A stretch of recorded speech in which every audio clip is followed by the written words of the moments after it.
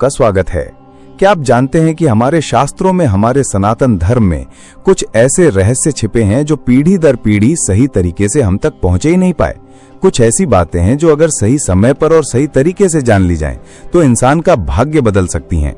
आज मैं आपको एक ऐसी गुप्त बात बताने जा रहा हूं, एक ऐसा रहस्य जो आपके जीवन से कंगाली और दरिद्रता को हमेशा के लिए मिटा सकता है। यह रहस्य जुड़ा है एक विधवा स्त्री से, एक ऐसा इंसान जिसे समाज अक्सर दया और कभी कभी अपेक्षा की नजर से देखता है। लेकिन हमारे पूर्वज, हमारे ऋषि मुनि ये जानते थे कि एक विधवा स्त्री के भीतर एक ऐसी शक्ति छिपी होती है जो किसी वरदान से कम नहीं। आज मैं आपको बताऊंगा कि किसी भी विधवा स्त्री से बिना उसे बताए चुपके से बस एक छोटी सी चीज कैसे मांग लेनी है, और अगर आपने ये कर लिया तो यकीन मानिए आपके जीवन में धन की ऐसी वर्षा होगी जिसकी आपने कभी कल्पना भी नहीं की होगी। आपकी तिजोरी कभी खाली नहीं होगी और आपके घर में माँ लक्ष्मी का स्थायी वास हो जाएगा। इस वीडियो को अंत तक बहुत ध्यान से देखिएगा, क्योंकि ये कोई साधारण टोटका या उपाय नहीं है। ये कर्म और भाग्य का एक बहुत गहरा रहस्य है जो आज मैं आपके सामने उजागर करने जा रहा हूँ। तो चलिए मेरे साथ इस रहस्यमय यात्रा पर चलिए और जानिए कि वो एक चीज क्या है जो एक विधवा स्त्री से चुपके से मांग लेने पर आपकी किस्मत बदल सकती है। हमारे हिंदू धर्म में हर रिश्ते का, हर इंसान का एक विशेष स्थान है। हर किसी के भीतर ईश्वर का एक अंश है। लेकिन कुछ अवस्थाएं ऐसी होती हैं जब इंसान का ईश्वर से जुड़ाव बहुत गहरा हो जाता है। जब कोई स्त्री अपना सर्वस्व, अपना सिंदूर, अपना सुहाग खो देती है तो वो एक ऐसी अग्नि से तपकर निकलती है जो उसे साधारण से असाधारण बना देती है। समाज की नजर में वो बेचारी हो सकती है, अकेली हो सकती है, लेकिन आध्यात्मिक दृष्टि से वो बहुत शक्तिशाली हो जाती है। उसका तप, उसका त्याग, उसका मौन, उसकी हर एक सांस में एक ऐसी ऊर्जा घुल जाती है जो किसी योगी या तपस्वी से कम नहीं होती। उसका बाहरी श्रृंगार उतर जाता है, लेकिन उसका भीतरी तेज कई गुना बढ़ जाता है। जब हम धन की बात करते हैं तो अक्सर हमारा ध्यान बड़ी बड़ी चीजों पर जाता है, सोना, चांदी, हीरे, जवाहरात। हम सोचते हैं कि माँ लक्ष्मी को प्रसन्न करने के लिए बड़े बड़े अनुष्ठान करने होंगे, महंगे महंगे दान देने होंगे, लेकिन हम ये भूल जाते हैं कि ईश्वर भाव के भूखे हैं, दिखावे के नहीं। माँ लक्ष्मी भी वहीं वास करती हैं जहाँ कर्मों की शुद्धता होती है, जहाँ मन में मैल नहीं होता और जहाँ किसी तपस्वी का आशीर्वाद होता है।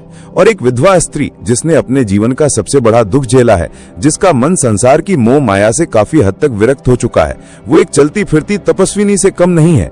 उसके भीतर का वैराग्य ही उसकी सबसे बड़ी शक्ति है। तो अब सवाल ये उठता है कि ऐसी स्त्री से हमें क्या मांगना चाहिए? क्या हमें उनसे धन मांगना चाहिए या कोई वस्तु? नहीं, ये सब बहुत छोटी चीजें हैं। अगर आप उनसे ये सब मांगेंगे तो आपको शायद वो मिल भी जाए, लेकिन उसका प्रभाव क्षणिक होगा। हम जिस चीज की बात कर रहे हैं वो भौतिक नहीं, आध्यात्मिक है। वो एक ऐसी चीज है जो सीधे आपके भाग्य पर असर करती है। आपको उस विधवा स्त्री से जो मांगना है वो उसके दुखों का एक छोटा सा अंश है। चौंक गए ना आप सोच रहे होंगे कि भला कोई किसी से दुख क्यों मांगेगा? हम तो मंदिरों में जाकर ईश्वर से अपने दुखों को दूर करने की प्रार्थना करते हैं, तो फिर किसी के दुखों का अंश मानकर हमें अमीरी कैसे मिल सकती है? यही तो वो रहस्य है जिसे बड़े बड़े ज्ञानी और पंडित भी नहीं समझ पाते।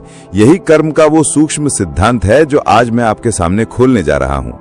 इसे समझने के लिए पहले हमें दुख और सुख के चक्र को समझना होगा। हर इंसान अपने प्रारब्ध, अपने पिछले जन्मों के कर्मों का फल इस जीवन में भोगता है। गरीबी, बीमारी, अपमान, ये सब हमारे ही किसी बुरे कर्म का नतीजा होते हैं। जब कोई स्त्री अपने पति को खोती है तो ये उसके जीवन की सबसे बड़ी परीक्षाओं में से एक होती है। ये एक ऐसा दुख है जो उसके कई जन्मों के बुरे कर्मों को एक साथ जलाकर भस्म कर देता है। वो दुख की आग में तपकर कुंदन बन जाती है।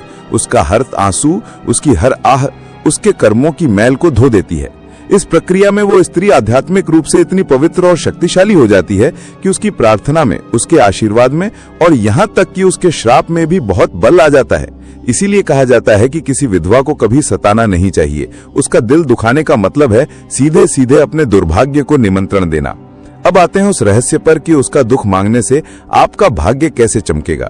जब आप सच्चे मन से, पूरी करुणा और निस्वार्थ भाव से किसी विधवा स्त्री के पास जाकर मनी मन ये प्रार्थना करते हैं कि हे माँ, आप जिस पीड़ा से गुजर रही हैं उसका एक छोटा सा कण मुझे दे दीजिए ताकि आपका बोझ कुछ हल्का हो जाए, तो आप वास्तव में दुख नहीं मांग रहे होते। आप ब्रह्मांड को एक बहुत शक्तिशाली संदेश भेज रहे होते हैं। आप ये दिखा रहे होते हैं कि आपके मन में इतनी करुणा है, इतनी मानवता है कि आप किसी दूसरे के दुख को कम करने के लिए खुद कष्ट उठाने को तैयार हैं। ये स्वार्थ से परमार्थ की ओर एक बहुत बड़ी छलांग है। और जिस क्षण आपके मन में ये भाव आता है उसी क्षण आपके भाग्य के बंद दरवाजे खुलने लगते हैं। क्यों? क्योंकि गरीबी और कंगाली केवल धन की कमी का नाम नहीं है। गरीबी एक मानसिक अवस्था है, एक आध्यात्मिक बाधा है। ये हमारे अंदर की स्वार्थ, लोभ और संकीर्णता का बाहरी रूप है। जब हम केवल अपने लिए मांगते हैं, अपनी सुख सुविधाओं के लिए प्रार्थना करते हैं, तो हम उस संकीर्णता के दायरे में ही बंधे रहते हैं। लेकिन जब आप किसी दूसरे के दुख में हिस्सेदार बनने का साहस दिखाते हैं, तो आप अपनी चेतना का विस्तार करते हैं। आप उस छोटे से मैं से बाहर निकलकर हम की भावना से जुड़ते हैं, और यही वो भावना है जो माँ लक्ष्मी को सबसे अधिक प्रिय है। माँ लक्ष्मी केवल धन की देवी नहीं है, वो समृद्धि की देवी है, और समृद्धि का अर्थ है विस्तार, फैलाव। जब आपकी चेतना का विस्तार होता है, तो आपके जीवन में समृद्धि का भी विस्तार होता है। अब समझिए कर्म का गणित। जब आप किसी के दुख का एक अंश मांगते हैं, तो आप असल में उसके कर्मों के बोझ का एक अंश अपने ऊपर लेने की पेशकश कर रहे होते हैं।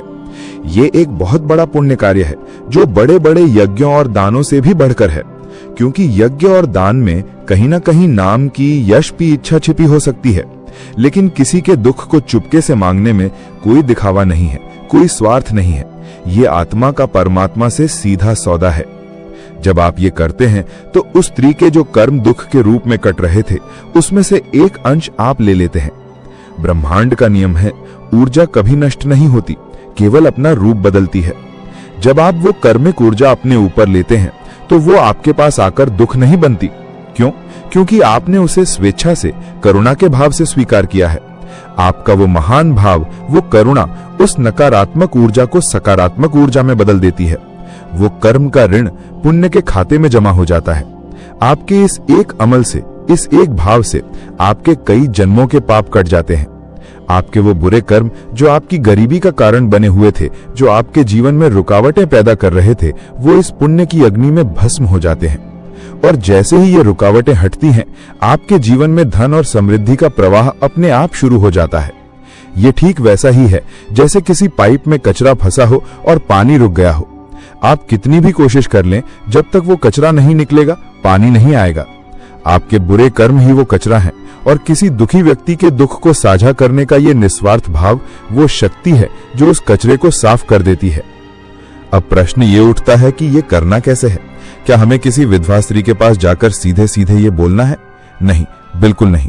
ऐसा करने से वो या तो आपको पागल समझेंगी या उनका दिल और दुखेगा। याद रखिए, ये एक गुप्त क्रिया है। इसे चुपके से करना है, बिना जताए, बिना बताए। इसका सही तरीका क्या है, वो मैं आपको विस्तार से बताऊंगा। लेकिन उससे पहले ये समझना जरूरी है कि आपका भाव कैसा होना चाहिए।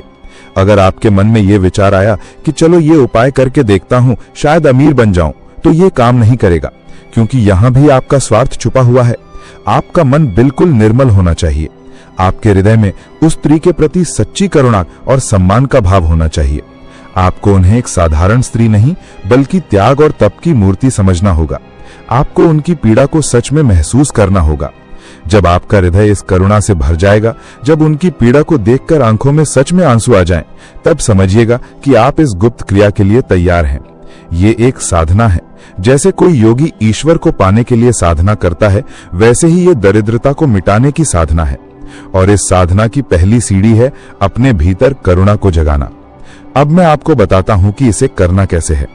सबसे पहले अपने आसपास किसी ऐसी विधवा स्त्री को ढूंढिए जो वास्तव में अभाव में जीवन जी रही हूं, या जो बहुत सात्विक और धार्मिक जीवन जीती हूं।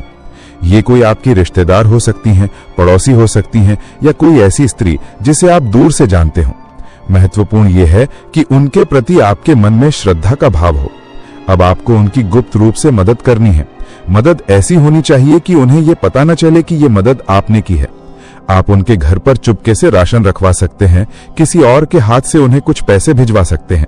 अगर उनके बच्चे हैं तो उनकी पढ़ाई लिखाई का खर्चा गुप्त रूप से उठा सकते हैं। अगर ठंड का मौसम है तो उनके लिए कंबल या गर्म कपड़ों का इंतजाम कर सकते हैं। दान या मदद छोटी हो या बड़ी, ये महत्वपूर्ण नहीं है। महत्वपूर्ण है उसे गुप्त रखना, क्योंकि जैसे ही आप अपनी की हुई मदद का बखान करते हैं, उसका पुण्य नष्ट हो जाता है। गुप्त दान का फल अनंत गुना होता है। जिस समय आप ये मदद कर रहे हो, चाहे आप खुद उनके दरवाजे पर सामान रख रहे हो या किसी के द्वारा पैसे भिजवा रहे हो, उसी क्षण आपको आंखें बंद करके अपने मन ही मन पूरी श्रद्धा और करुणा के साथ ये प्रार्थना करनी है। हे जगत जननी के स्वरूप, हे माँ, मैं आपके त्याग और तप को प्रणाम करता हूँ। मैं आपकी पीड़ा को, आपके दुख को महसूस कर सकता हूँ। मैं जानता हूँ कि आपका ये दुख आपके कर्मों का फल है, लेकिन मैं आपके इस बोझ को कुछ हल्का करना चाहता हूँ। कृपा करके अपने दुखों में से, अपनी पीड़ा में से एक कण, मात्र एक छोटा सा अंश मुझे प्रदान करें।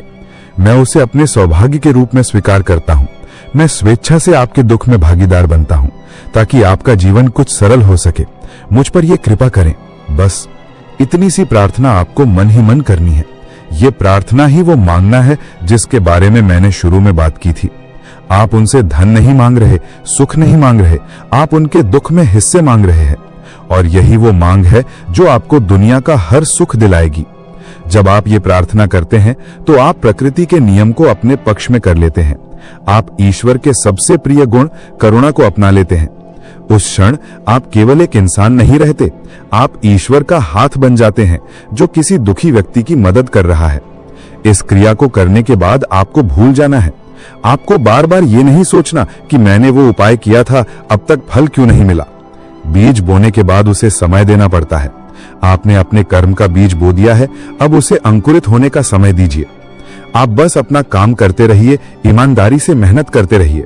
आप पाएंगे कि धीरे धीरे आपके जीवन में चमत्कार होने लगेंगे। जो काम बरसों से रुके हुए थे वो बनने लगेंगे। धन आने के नए नए रास्ते खुलने लगेंगे। अगर आप पर कोई कर्ज है तो वो उतरने लगेगा। घर में कलेश रहता था तो शांति आने लगेगी। आपको खुद महसूस होगा कि कोई अदृश्य शक्ति आपकी मदद कर रही है। ये उस विधवा स्त्री का आशीर्वाद नहीं है जिसे शायद पता भी नहीं कि आपने क्या किया है। ये उस पुण्य का फल है जो आपने किसी के दुख को साझा करने की इच्छा करके कमाया है। ये उस परमपिता परमेश्वर का आशीर्वाद है जो आपके निस्वार्थ भाव से प्रसन्न हुए हैं। याद रखिए, ये कोई जादू की छड़ी नहीं है कि आज किया और कल आप करोड़पति बन गए। ये कर्म के सिद्धांत पर काम करता है। आपके कर्म जितने शुद्ध होंगे, आपका भाव जितना निर्मल होगा, फल उतनी ही जल्दी और उतना ही बड़ा मिलेगा। इस क्रिया को जीवन में कम से कम एक बार पूरी श्रद्धा से जरूर करना चाहिए, और अगर आप सक्षम हैं तो इसे अपनी आदत बना लीजिए। जब भी आपको अवसर मिले, किसी जरूरतमंद विधवा की गुप्त रूप से मदद करें और मन ही मन ये प्रार्थना दोहराएं। आप जितना ज्यादा दूसरों के दुखों का बोझ हल्का करने की कोशिश करेंगे, आपका अपना जीवन उतना ही सुख और समृद्धि से भरता चला जाएगा। ये सनातन धर्म का बहुत गहरा और गूढ़ ज्ञान है। हमारे ऋषि मुनियों ने हमें दान का महत्व समझाया, लेकिन उन्होंने ये भी बताया कि सबसे बड़ा दान वो है जो गुप्त रूप से, बिना किसी अपेक्षा के, किसी दुखी व्यक्ति के दुख को कम करने के भाव से किया जाए। जब आप किसी विधवा स्त्री से उसके दुख का एक कण मांगते हैं तो आप उसे ये एहसास कराते हैं कि वो अकेली नहीं है। आपकी ये मौन प्रार्थना, ये गुप्त मदद उस तक एक सकारात्मक ऊर्जा के रूप में पहुंचती है। भले ही उसे ये ना पता हो कि ये कौन कर रहा है, लेकिन उसे ये महसूस होता है कि ईश्वर उसके साथ है। और जब किसी तपस्वी हृदय से आपके लिए ऐसी दुआ निकलती है तो उसे फलीभूत होने से कोई नहीं रोक सकता। तो अगली बार जब आप किसी विधवा स्त्री को देखें तो उन्हें दया की नजर से मत देखिएगा, उन्हें सम्मान की नजर से देखिएगा। उन्हें एक तपस्विनी के रूप में देखिएगा जिसके पास आध्यात्मिक शक्तियों का भंडार है। और यदि आपके मन में सच्ची करुणा जागे तो चुपके से उनकी मदद करके उनके दुख का एक कण जरूर मांग लीजिएगा। ये एक कण आपके जीवन से कंगाली के पहाड़ को हमेशा के लिए हटा देगा और आपके जीवन को सुख, शांति और समृद्धि से भर देगा। ये ज्ञान साधारण नहीं है, इसे अपने जीवन में उतारने का प्रयास करें। कर्म पर विश्वास रखें, भाव की शुद्धता पर विश्वास रखें, फिर देखिए आपका जीवन कैसे बदलता है। मुझे उम्मीद है कि आज मैंने आपको जो रहस्य बताया है वो आपके जीवन में एक सकारात्मक बदलाव लेकर आएगा। ये जानकारी आपको किसी किताब में शायद ना मिले, क्योंकि ये अनुभव और श्रद्धा का विषय है। अगर आपको ये वीडियो पसंद आया हो, इसमें दी गई जानकारी महत्वपूर्ण लगी हो, तो इस वीडियो को लाइक जरूर करें और इस ज्ञान को अपने तक ही सीमित न रखें। इसे अपने दोस्तों और परिवारजनों के साथ शेयर भी करें। क्या पता आपके एक शेयर से किसी और की जिंदगी बदल जाए।